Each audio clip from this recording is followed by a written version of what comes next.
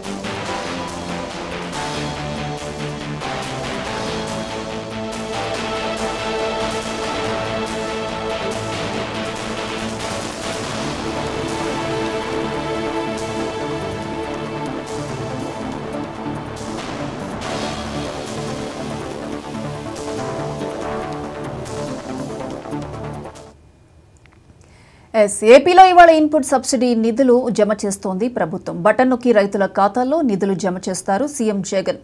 మొత్తం రాష్ట్రంలోని 11 లక్షలకు పైగా మంది రైతుల ఖాతాల్లో ఈ నిధులు జమ చేయనున్నారు. 2023 ఖరీఫ్లో ఏర్పడిన కరువుతో పాటు తుఫాన్తో నష్టపోయిన అన్నదాతలకు ప్రభుత్వం సాయం చేస్తోంది. ఇక ఇదే అంశానికి సంబంధించి మా రీజనల్ కోఆర్డినేటర్ మరిన్ని అప్డేట్స్ అందిస్తారు.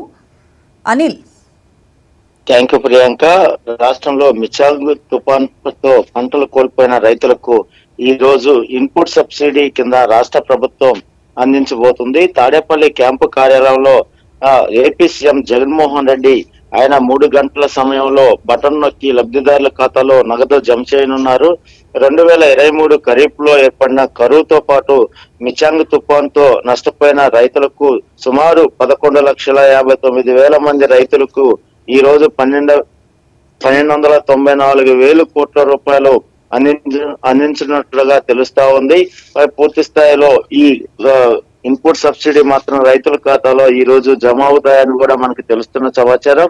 గత 5 ఏళ్లలో 34,44,000 మంది రైతులకు 3,262 కోట్లు సబ్సిడీ అందించినట్లు కూడా రైతులకు ప్రభుత్వం తెలుపుతుంది. అయితే ఈ రోజు మాత్రం సీఎం జగన్ క్యాంపు కార్యాలయంలోనే బటన్ నొక్కి రైతుల ఖాతాలోకి జమ చేయనున్నట్లుగా మనకు తెలుస్తుంది. 3 గంటల ప్రాంతంలో ఈ కార్యక్రమానికి సీఎం స్వయంగా హాజరై వర్చువల్ గా ఈ బటన్ నొక్కి రైతుల ఖాతాలో వేస్తున్నట్లుగా మనకు సమాచారం. ఈ రోజు మాత్రం 11,59,000 మంది రైతులకు మాత్రం 1294 కోట్లు జమ చేయనున్నారు ప్రియాంక.